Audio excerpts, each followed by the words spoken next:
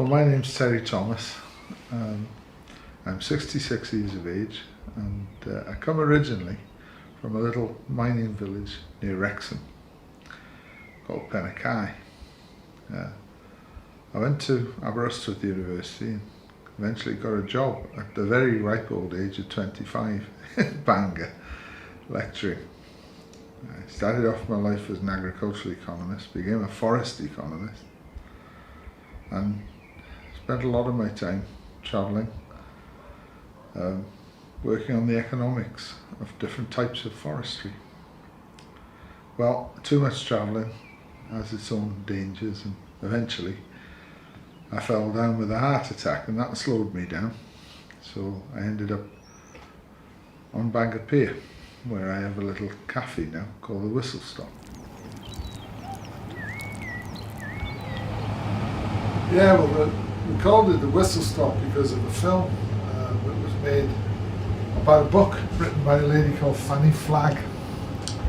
And the film really is all about a cafe sitting at the edge of a railway in Alabama, and all the people who come in and out of it. And that's just like this place is, really, because it provides a centre for people to come and sit and look out the window. They talk to each other, they talk to me, I talk to them, and it's just a whistle stop. It's somewhere where you just come and go, but it's in a very special place. We're lucky, so that's why it's called a Whistle Stop. When I was a young lad, I was brought up in a little mining village.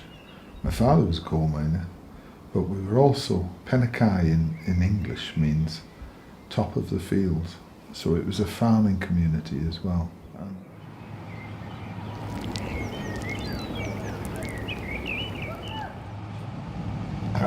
My first customer, he was an old guy who came down the pier all the time to take pictures because of the light and everything. And he was a retired bus driver from London, and he was a great old guy. And it was typical of the type of people who come in here, because he would just tell stories all the time and make you laugh. Sadly,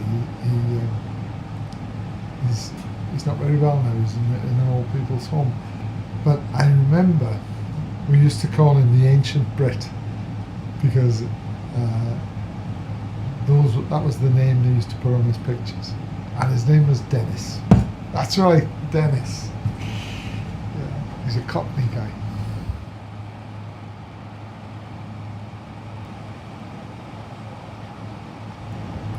You can have favourites in a place like this, but it's always nice to see. You get so many different types of people: old people, young people, romantic people. There's no favourites as such. They all bring something to the table. When I was sick, I needed something to get my confidence back. And really what happened was I met someone, and she introduced me to the idea of a cafe. And it was new to me. And I just got involved, really. I never cooked. I found most of the time I was actually standing there talking to people. But eventually I found myself in a situation where if I wanted to continue with it, because my partner had gone or my wife had gone, I had to learn to cook, and I had to do it properly. So I did, and I introduced the idea of homemade food, because I think it's important to know where all your ingredients come from and what you do with them. And slowly but surely I realised that people really enjoyed what I did, and that became quite important to me. I think when you retire, it's very easy just to stop and maybe play golf or something. But I couldn't do that. I needed something to make me get up in the morning and do things. And I found this was the perfect opportunity, because as time went on and as I got more confident and better at what I did, more people would come, and sometimes really quite famous people. People like Alexei Sale, Jonathan Dimbleby, even poor old Rolf Harris. They've all been down there.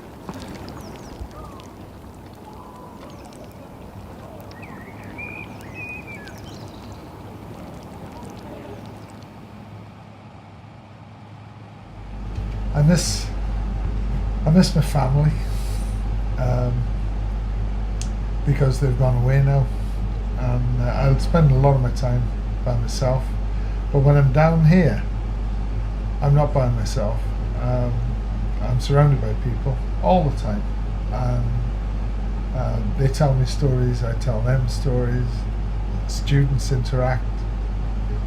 I find it very cathartic to be down here, and I'm not quite sure how this has happened, but it has happened, and it does me good to be here, to maybe fill that void. I think one of the funniest things about it is when people come in, usually they've been somewhere in the world that I've been, and there's always somewhere you can talk about, and it's good fun to do that, and we compare notes and stories, and it's not really like work, sometimes it's just like chilling out, really, and enjoying it until the pancakes burn and the burgers break up and everything fails, the boiler blows up, and then you think, oh my goodness, what am I doing here? Do I need to do this? And of course the answer is yes, you got to, because that's what you do.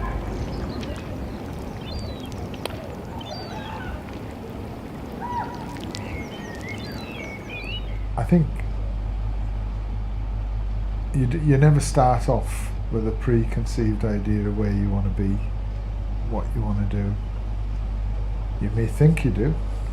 I wanted to be a fighter pilot in the RAF, but that never happened, and I never ever thought I'd be teaching in a university, and I certainly didn't think I'd end up being a cook on a pier serving food to people. But it's probably the best thing that's ever happened to me, because at this time in my life it just gives me a chance to talk to people, to meet people, and to make people happy. I think whatever you do, you just got to try and do your best. There's a tree at the bottom of my garden. I call it the trying tree. I've watched it grow for 40 years.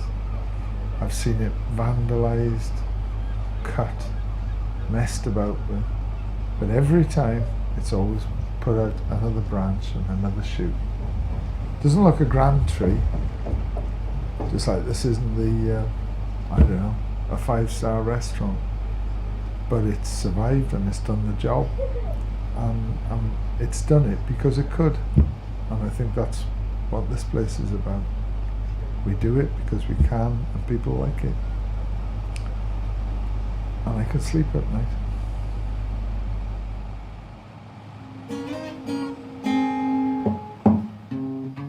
Beginning to think I'm wasting time.